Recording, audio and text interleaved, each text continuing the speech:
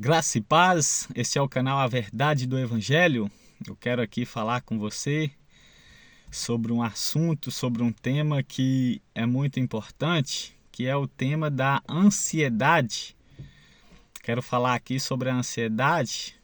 A palavra de Deus nos diz o seguinte no Evangelho de João, no capítulo 14, no versículo 1, Jesus diz assim: Não se turbe o vosso coração, credes em Deus, credes também em mim. Bom, a ansiedade, ela tem atrapalhado muitas pessoas, impedindo vários propósitos, vários objetivos a ser alcançado. E porque uma pessoa que é muito ansiosa, ela desanima fácil, ela para, ela estagna e ela se prostra, ou seja, tudo se torna um empecilho para as pessoas e ela tem medo de arriscar, de enfrentar, e o que fica é o desânimo, pensa que não vai conseguir, que não vai atingir. O que paira na sua cabeça de uma pessoa ansiosa é que só pensamentos negativos, não tem motivação, não tem impulso.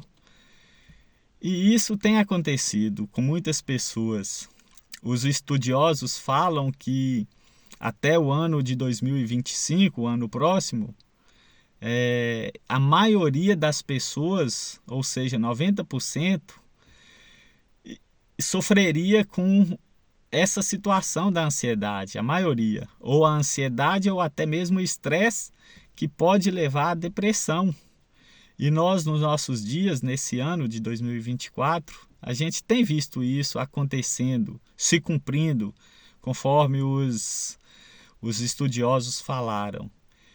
E a ansiedade, ela tira a paz da pessoa, ela deixa a pessoa duvidosa de vários acontecimentos, duvidosos que podem conseguir, duvidosos que os seus objetivos não serão alcançados, e traz para essas pessoas que sentem essa ansiedade profunda da qual eu estou falando, a ansiedade aguda, traz para essas pessoas que elas são piores, que elas são inferiores a outras pessoas. E quando a pessoa está com essa ansiedade aguda, pode levar ela à depressão. E nós vemos que a Bíblia trata da ansiedade. Nos Salmos fala sobre a ansiedade, o apóstolo Paulo, o apóstolo Pedro, enfim, vários personagens bíblicos tratam a respeito desse assunto. Lá nos Salmos diz, nos Salmos 45, se eu não me engano, Davi diz: Por que estás abatido, ó minha alma? E por que perturbas bem dentro de mim? Então Davi ali está conversando consigo mesmo e fazendo uma pergunta: por que está abatida? A ansiedade leva ao abatimento. A ansiedade, ela tira a expressão do rosto, deixa a pessoa caída, frustrada, irada, decepcionada em tudo. Mas a Bíblia também tem a solução, tem o remédio. O apóstolo Paulo, escrevendo aos Filipenses, no capítulo 4, no versículo 6, o apóstolo Paulo fala assim: não andeis ansiosos por coisa algumas. E ali, quando o apóstolo Paulo está falando para aqueles cristãos que estão em Filipos, o apóstolo Paulo estava preso em uma prisão domiciliar. Então nós vemos um homem preso, mas motivando e advertindo crentes soltos, livres. E ele fala: não andeis. Ali nós, quando lemos e percebemos, sabemos que é um imperativo, é uma ordem. Ou seja, uma ordem bíblica que deve ser obedecida pelos cristãos, que devem ser praticada. E qual é essa ordem? Não andar ansioso. Ou seja, o apóstolo Paulo, em outras palavras, está dizendo: não levem uma vida de ansiedade. Não levem uma vida que vocês só andem ansiosos. E quando nós vamos também para Jesus, nós vemos no capítulo 14 de João, ele diz assim: não se turbe o vosso coração. Turbar, ela significa não se atemoriza, não fique preocupado, não fique turbado, não fique desesperado. Credes em Deus, credes também em mim. Ou seja, ao invés de ficar preocupado, ansioso, frustrado ou até mesmo depressivo, creia em Deus. E quando fala crer em Deus no sentido da ansiedade, nós podemos entender e pensar no atributo que é a soberania de Deus. Esse atributo, uma vez que conhecemos ele através da palavra, através das escrituras, quando nós entendemos, nós precisamos o quê?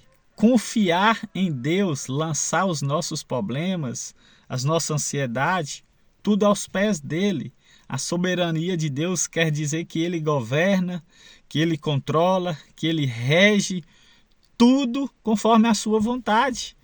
Ou seja, nada sai fora do controle de Deus. Se está acontecendo isso aí que está acontecendo com você, saiba que Deus não está sendo pego de surpresa. Ele sabe, ele conhece e ele governa tudo. Então, por isso que Jesus fala para os seus discípulos. O contexto ali, Jesus, depois de andar com os seus discípulos, fazer vários sinais, maravilhas, prodígios, dar vista aos cegos, purificar leprosos, fazer que do coxo que ande, e etc. São vários, inúmeros milagres. Os discípulos, então, se acostumam com Jesus e se sentem seguros quando estava com ele. E quando Jesus chega no capítulo 13 de João, Jesus vai falar da sua partida, que faltava pouco tempo, então os discípulos começam a ficar para baixo, desanimados, tristes, preocupados, até mesmo ansiosos e decepcionados. Mas Jesus vem no versículo 1 do capítulo 14, não se turbe o vosso coração, para onde eu vou, vós não ireis agora, mas depois ireis, porque na casa de meu pai há muitas moradas. Se não fosse assim, eu não teria dito, vou preparar-vos lugar, e quando eu for, eu voltarei e levarei vós para mim mesmo, para que onde estiver o Pai, estejais vós comigo. Aí vem a pergunta de Tomé e Jesus completa as palavras, mas ele fala, não ande turbados, não se turbe o vosso coração. Credes, então essa palavra é para você, não preocupa. Credes em Deus, creia no livramento, creia que os seus objetivos serão alcançados, que as suas metas serão alcançadas, que as suas necessidades serão por Deus atingidas, serão supridas por Deus, porque se você confiar nele, ele pode todas as coisas, ele é soberano, ele é onipotente, só ele que pode solucionar. E quando nós vamos para 1 Pedro, capítulo 5, versículo 7, o apóstolo Pedro nos diz o seguinte, lançando sobre ele, no capítulo 5, versículo 7, lançando sobre ele que é em Cristo, lançando sobre ele toda a vossa ansiedade, porque ele tem cuidado de vós. Ou seja, quem cuida do seu povo é Cristo. Quem cuida do seu povo é Deus. Lance sobre ele os seus problemas, as suas adversidades, as suas preocupações, as suas inquietações que tem te deixado para baixo, desanimado, fazendo com que você perca o sentido da vida.